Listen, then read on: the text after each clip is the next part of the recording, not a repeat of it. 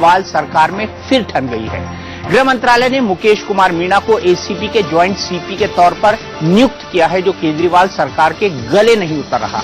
Deputy CM Manish Sisodia ने सीधे सीधे केंद्र पर निशाना साधा। कहा, क्या सीएनजी घोटाले की फाइल खुलने के डर से एसीबी में नए चीफ की नियुक्ति की गई? एसीबी में अचानक ज्वाइंट कमिश्नर का नया पद बनाकर आनंद फानन में अपने चहेते अफसर की नियुक्ति और रात में ही पद संभालने के आदेश के पीछे साजिश क्या है? सिसोदिया ने आरोप लगाया कि मीणा वही अफसर है जिन्होंने गजेंद्र सिंह खुदकुशी मामले को हत्या का केस बनाकर मुझे फंसाने की फर्जी स्क्रिप्ट लिखी। इंडिया न्यूज को मिली खबर के मुताबिक इस मामले पर केजरीवाल सरकार आर पार के मूड में है। दिल्ली सरकार मीणा को एसीबी में नहीं लेगी क्योंकि मीणा की नियुक्ति में सीएम और डिप्टी सीएम से राय नहीं ली।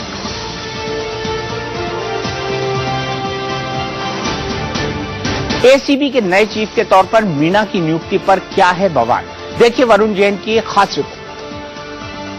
लेफ्टिनेंट गवर्नर और दिल्ली सरकार एक बार फिर से आमने सामने है। जी हां, दिल्ली के लेफ्टिनेंट गवर्नर ने दिल्ली पुलिस के 8 अधिकारियों को एंटी करप्शन ब्यूरो में नियुक्त किया है, जिनमें नई दिल्ली रेंज के जो ज्वाइंट सीपी है एम के मीणा वो भी शामिल है। एम के मीणा एंटी करप्शन ब्यूरो के हेड है और एस यादव जो कि एडिशनल सीपी जो इससे पहले एंटी करप्शन ब्यूरो को लीड कर रहे थे, वो उनको रिपोर्ट करेंगे। अरविंद केजरीवाल की तरफ से लगातार ये मांग की जा रही थी कि उनको अधिकारी चाहिए एंटी करप्शन ब्यूरो के अंदर। वो अपनी पसंद के जो ऑफिसर्स हैं उनको लेकर आना चाहते थे, लेकिन लेफ्टिनेंट गवर्नर की तरफ से बात की गई थी कि जो एंटी करप्शन ब्यूरो है वो एक पुलिस स्टेशन है और उसमें जितनी भी नियुक्तियां हैं वो लेफ्टिनेंट गवर्नर की तरफ से होनी चाहिए। और आज दिल्ली पुलिस कमिश्नर की लेफ्टिनेंट गवर्नर से मीटिंग हुई, जिसके बाद जो ज्वाइंट सीपी एम के मीणा है उनको नया जो मुखिया हेड है वो एंटी करप्शन ब्यूरो का नियुक्त किया गया है। मनीष सिसोदिया की तरफ से ट्वीट के जरिए साफ इस पर आपत्ति जताई गई है, और जिससे एक बात तो साफ है कि अब लेफ्टिनेंट गवर्नर और दिल्ली सरकार एक बार फिर से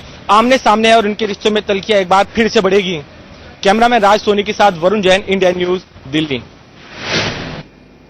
अरविंद केजरीवाल और दिल्ली के उपराज्यपाल के बीच जंग थमती नहीं नजर आ रही है। केजरीवाल ने अब करीब 100 करोड़ के सीएनजी फिटनेस घोटाले में उपराज्यपाल के खिलाफ कार्रवाई करने का मन बना लिया है।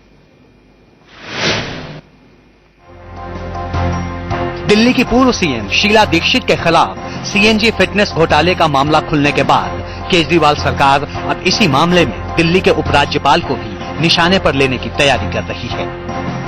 सूत्रों से खबर है कि केजरीवाल सरकार सीएनजी फिटनेस घोटाले में एलजी पर केस दर्ज करने की तैयारी कर रही है। केजरीवाल ने मुख्य सचिव से इस घोटाले से जुड़ी रिपोर्ट मांगी है और ये जानने की कोशिश की है कि इसमें एलजी की क्या भूमिका है। सूत्रों के मुताबिक सरकार नजीब जंग पर केस चलाने के लिए मुख्य सचिव से सलाह मांगेगी। हालांकि एलजी दफ्तर ने इस मामले में सफाई दी कि मुद्गल कमेटी ने इस मामले की जांच की थी। हमारे यहां से भी जांच होने के बाद केस को बंद किया गया था। आपको बता दें कि ये घोटाला 2002 में शीला दीक्षित के कार्यकाल में हुआ था, जिसमें तत्कालीन मुख्यमंत्री शीला दीक्षित के करीबी अफसर का नाम आया था। 49 दिन की सरकार में केजरीवाल ने इस मामले को एंटी करप्शन ब्यूरो को दिया था। केजरीवाल सरकार का कहना है कि उपराज्यपाल नजीब जंग ने इसे आगे नहीं बढ़ाया।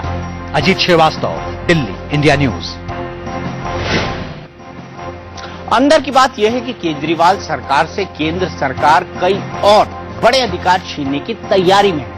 सूत्र कहते हैं कि गृह मंत्रालय दिल्ली के पुलिस कमिश्नर को दिल्ली सरकार की मंजूरी लिए बिना ही पब्लिक प्रोसिक्यूटर की नियुक्ति करने के अधिकार देने पर विचार कर रही है। अगर ऐसा हुआ तो किसी भी केस में अपील दायर करने और पब्लिक प्रोसिक्यूटर नियुक्त करने का दिल्ली सरकार का अधिकार पूरी तरह छिन जाएगा। दिल्ली में एमसीडी कर्मचारियों की हड़ताल पर आज अरविंद केजरीवाल ने केंद्र सरकार पर जमकर हमला बोला। केजरीवाल ने कहा कि केंद्र सरकार दिल्ली का खून चूस रही है। केंद्र सरकार दिल्ली वालों का खून चूस रही है। दिल्ली में एमसीडी के सफाई कर्मचारियों की हड़ताल से परेशान मुख्यमंत्री अरविंद केजरीवाल ने मोदी सरकार पर बड़ा हमला बोला। केजरीवाल ने कहा, केंद्र सरकार दिल्ली का खून चूस रही है। केंद्र सरकार दिल्ली वालों को चूस रही है। केंद्र सरकार दिल्ली वालों का खून चूस रही है। 1,30,000 करोड़ रुपया हर साल दिल्ली की जनता केंद्र सरकार को देती है और उस 1,30,000 करोड़ रुपए में से 2,100 करोड़ रुपए वापस आते हैं दिल्ली में। रामलीला मैदान में पूर्वी दिल्ली एमसीडी के कर्मचारियों को संबोधित करते हुए केजरीवाल ने एमसीडी पर कई गंभीर आरोप लगाए। मैं ये पूछना चाहता हूं, एमसीडी में केजरीवाल का राज है कि बीजेपी का राज है? बीजेपी का राज है। तो एक महीने में, हमारी सरकार बनने के एक महीने में ऐसा क्या हो गया कि एमसीडी के अंदर तनख्वाह मिलनी बंद हो गई? इसका मतलब राजनीति खेली जा रही थी। केजरीवाल ने एमसीडी कर्मचारियों के लिए मई तक की सैलरी देने का ऐलान कर दिया है। तो आज मैं 30 मई तक का, 31 मई तक की जितनी तनख्वाह बनती है आप लोगों की, डॉक्टरों की, टीचरों की, सफाई कर्मचारियों की, सारी तनख्वाह का पैसा मैं एमसीडी को दे रहा हूं। दिल्ली की सड़कों पर कूड़ा बिखरा पड़ा है। सिर्फ पूर्वी दिल्ली की सड़कों पर 15,000 मीट्रिक टन कूड़ा बिखरा पड़ा है।